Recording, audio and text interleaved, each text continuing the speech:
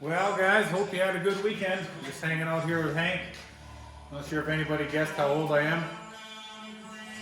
Anyways, we can get back at this bike, take the crash guard off, take our wiring harness off, get the motor and tranny pulled out today maybe with the exhaust, get it marked out where we're going to put our new O2 sensors, but we'll go over all that while we're doing that together. Crash guard's pretty straightforward. 2 bolts on the bottom.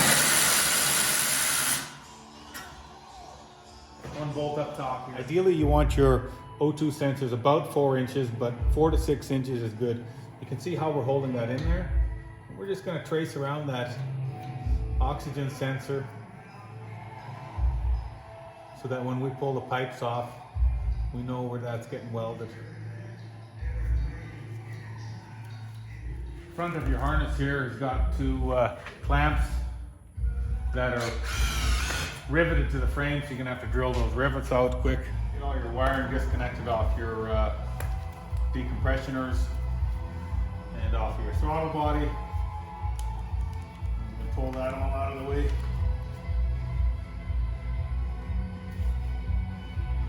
Go ahead and get your front engine mount out of the way on the top.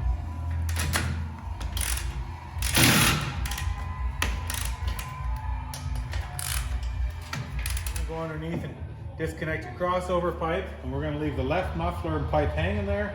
We're going to disconnect our right muffler, pop our heat shields off. We're going to get the pipe out of the way and pull these floorboards out of the way. Get a 3/4 inch socket. Pull the right rear wheel off. We're going to get your vac. We're going to suck the brake fluid out of the rear master reservoir.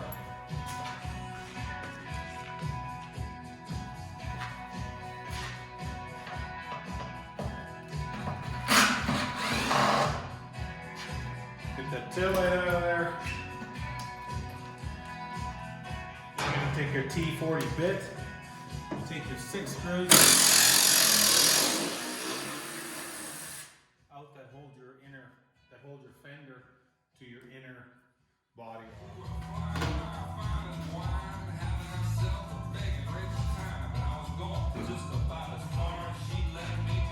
Get the rear brake pedal out of the way. It's a 5/8 knot, not a 6/8. And there'll be a little pin with a cotter pin on the back here. Line off the front of your master, 2 Allen head bolts. Anytime you're working with brake fluid, you want to be real careful because you get brake fluid on your paint and leave it. You don't even need to leave it very long. It'll start eating your paint off.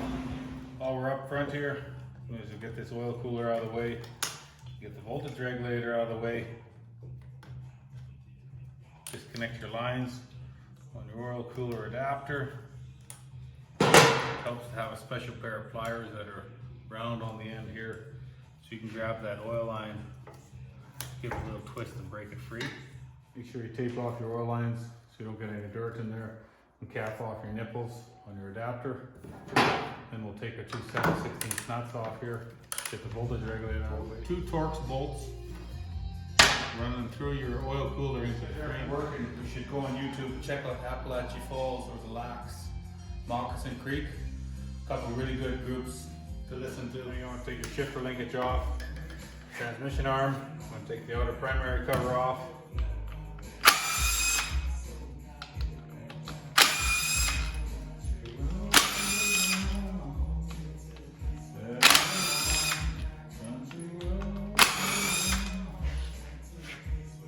Once you get your clutch adjusting plates and snap ring out of the way, we're going to loosen our hub nut, which is a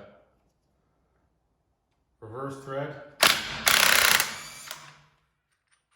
2 1/2 inch bolts out of your auto chain adjuster. 8/16 nut to take the compensator bolt out. You want to slide that all off in one piece. Keep it easy. Keep your chain in the same direction. Over here we might as well take our 5 bolts holding our inner primary on out. Before you pull your inner primary off, you want to take the 2 Allen head bolts out of your starter.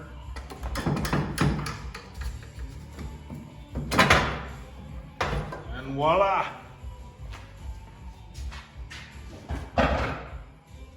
While you're here, you may as well have a really good look at your stator. If it's turning black, you might want to check it with the meter, but a good time to replace it. This one looks really good. Take a 12mm wrench, loosen the nut on your starter. When you do that, you want to really make sure you hold onto your cable so you don't spin that post. You spin the post in the starter, you're going to break the plastic insulators, and you'll have a junk starter. We're going to temporarily take our old oil filter off so that we can get at our motor mounts and get them out of there. You see what you doing to me? Don't believe saying.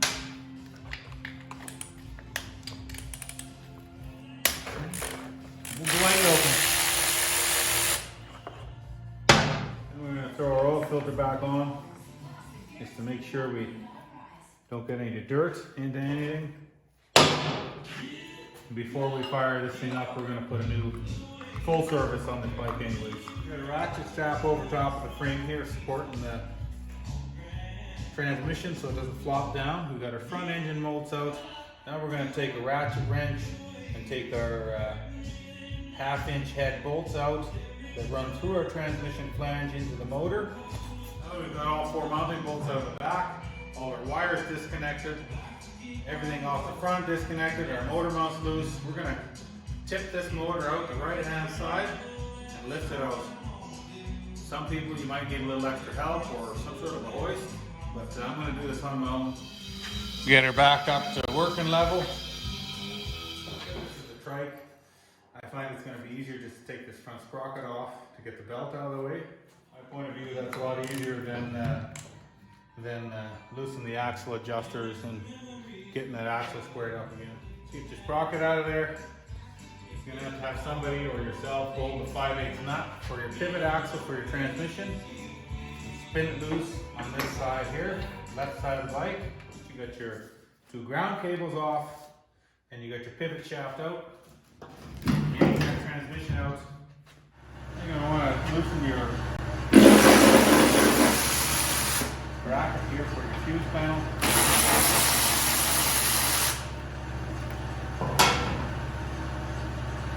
Just kind of lay there a little bit. You're going to go down, take the coil out, and your ground cables that are bolted to the frame as well.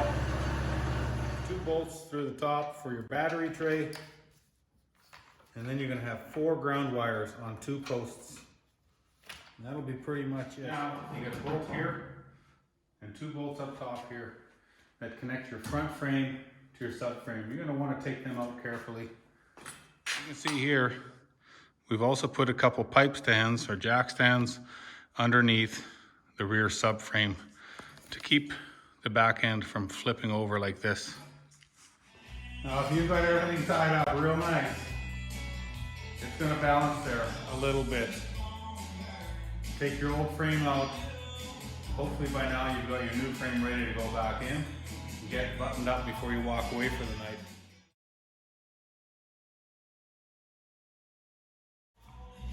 Now we've got our brand new frame slipped in there. We've got all 6 of our bolts, 3 on each side tight to the torque specs of the factory manual with red Loctite. Now we're going to bolt up our fuse box, carrier, our coil back in there, and our battery tray.